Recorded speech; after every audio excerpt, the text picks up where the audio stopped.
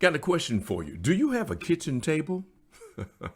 Welcome, everyone, to another edition of Partners in Marriage. I'm your host, Dr. J, and it's always a privilege and a pleasure to be able to come your way and share with you right from the start, from the get-go, Jump Street, and all these other fine terms that people may use today.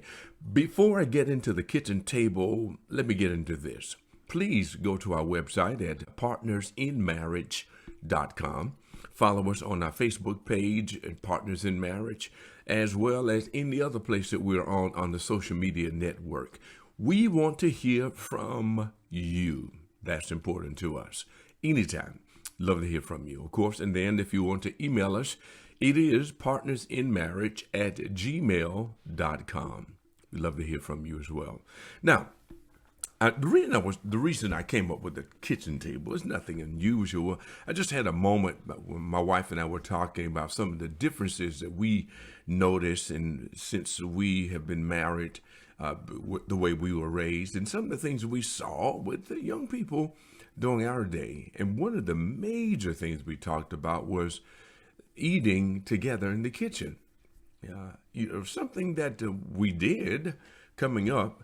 And there was a reason behind us doing it. Now, today it seems like people are not eating the same kinds of food at the same time or in the same location. They could be all over the place and choosing not to eat. Somebody wants this, someone wants that. And that may be fine. But there was a method to what we had going on during those days. And I'm not trying to be religious. I am relationship. But I want to share something with you. Psalm 23, there's a scripture in there that says, "Thou preparest a table before me in the presence of mine enemy." That has a lot to do with being able to be fed in the midst of difficult situations. But it also has to do with the table of showbread during the days of the priest, when they had a time when they would make sacrifices unto the Lord. And of course, morning and evening, every day, they would put fresh bread on the table of showbread. And a lot of that has to do with the sacred places. And when I look at them, I don't want to seem like I'm not honoring those things. I do. I find such great respect for the history and how it ties in with who Jesus is. He is our showbread. He is our table. He's the bread that we eat every time we have communion. And that's so important for us. But there's also a natural table that in the house, it operates somewhat similar when we have a commitment to making sure our families are strong. Now, as a child, we had a lot of different things that we did. I mean, coming up, we had school clothes, we had church clothes, we had work clothes, we had play clothes. And sometimes, the school clothes got older, so they became play clothes, and that sort of thing. And then we had the hand-me-downs, because you had to give your younger brothers or whomever, sisters, the clothes that you had because you were the oldest. That was my lot in life, being the oldest child and the tallest, so I passed my clothes down to my brothers. And so we had that going on. But as a child, it was also important for us to have dinner together. We had breakfast as well, but I'm looking more at the dinner than the breakfast, because sometimes when you're in a hurry, people need to get out the house, and it's more helter-skelter. Get there, get that cornflakes, get those whatever you need to get right quick. Frosted Flakes if you had money during that day. Otherwise, it was just good old cornflakes, and put some milk on them real quick because it gets soggy. But the point here is dinner was at a specific time, and everyone knew whenever mom or someone, grandma or someone hollered out, my sister, "Jackie, you all come and eat." They didn't say you all, they said, "Y'all come and eat." Okay, that was it. Throwing on a softball bat, baseball bat, whatever it was, and get in the house. We all had to get in, wash up real quick, get around the table. Prayer was said before we could eat.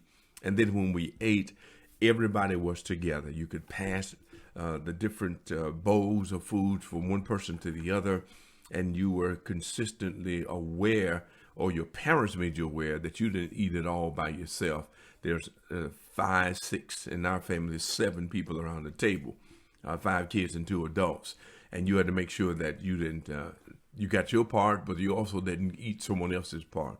So we had a chance to share, to pass, to give respect to each other. There was discussion around the table as well. What was happening in school, if there was a note being passed from the teacher to you, if the grades were up to par, not up to par, you get stroked if things were good. If they weren't, got news for you. You're going to get you in some trouble. Okay. There were different things like that happening. And then responsibilities. We knew if we were doing what we were supposed to do, good. If you're not doing it up to standard, step it up. If you're not doing it at all, punishments were passed out. So sometimes the food may have been a little more difficult to digest because you are made aware that you didn't hold up to your responsibility, or the discussion was about a need that we need to put before the whole family, or just you need to deal with it. But we see this, and I just wonder how much value could be put into homes if this was established. Now, hold up. Let me back up here. I am by no means saying that there aren't families who do this. As a matter of fact, I know of families. They will shut down everybody's cell phone for that time, that whatever time it was at that table. If it's 30 minutes, 45 minutes, or an hour or more, it was family time, and you shut it all off. And it's amazing how some young people have learned to discipline themselves and say, okay, this is what's really valuable, important to me, is my family. And don't lose that.